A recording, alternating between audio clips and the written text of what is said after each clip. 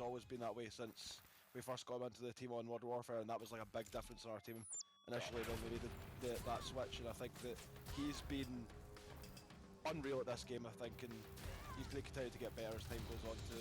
He's incredibly talented, obviously. When you watch what he does on the map, it's pretty mental. Like, he doesn't look like a normal POV to watch, so he obviously uses his talent to win incredible gunfights that he shouldn't really win, but it is what it is. It helps us win matches. Yeah, that guy's fucking gross. I think we can all agree on that. He's fucking nasty. We got some, that Kleenex question was actually somewhere in this Reddit. I was gonna ask that, but Ben, good question. Because I heard some rumors about that too. But I mean, at the end of the day, man, it's a business. If he's a free agent, people are gonna, you know, Ben, why you laughing, motherfucker? What's wrong with you? Why you fucking laughing? You try to slide that word in there every sentence you use. Basis, you know.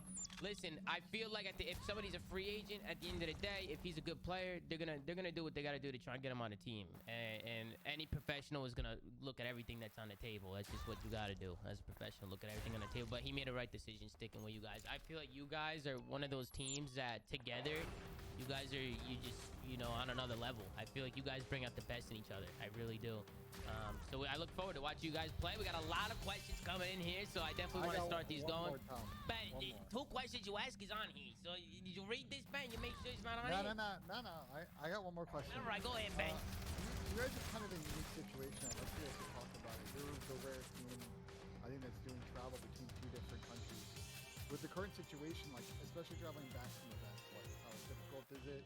Like, dealing with the restrictions in Canada, does it have to change up your practice schedule a bit? Like, talk to us about it. Great question. Yeah, like when we're obviously traveling to the States and when we're leaving, going back to Canada, we have to do tests. So, like on the Friday of the event just there, we had to go get tested to travel back, and then obviously we have to do that on the way there too. So yeah, I mean, on occasions it's obviously rushing straight from practice to go to the test or something like that, but most of the time it's scheduled out where it doesn't have that much of an impact.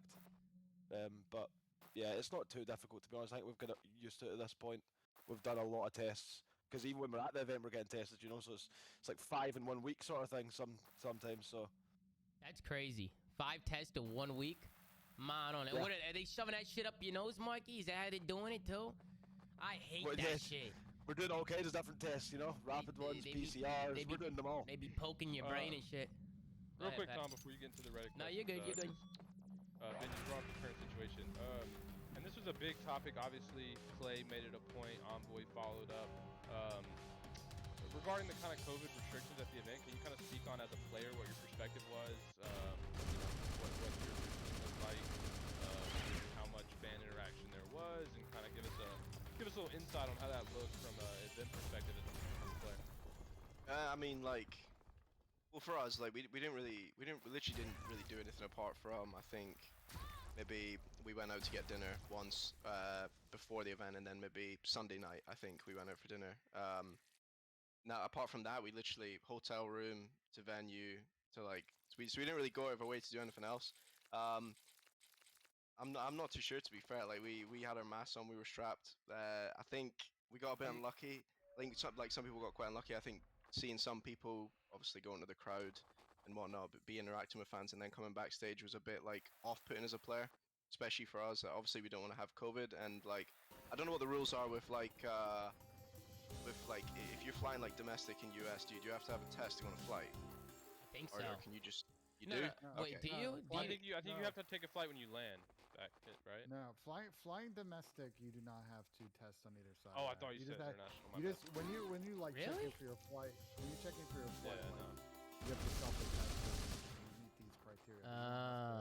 Take a PCR. Press and fucking reload. Like certain locales have like local regulations. You're supposed to quarantine when you go to certain cities. And So what you're stuff like telling that. me is people are 100% flying with COVID right now. There's no doubt.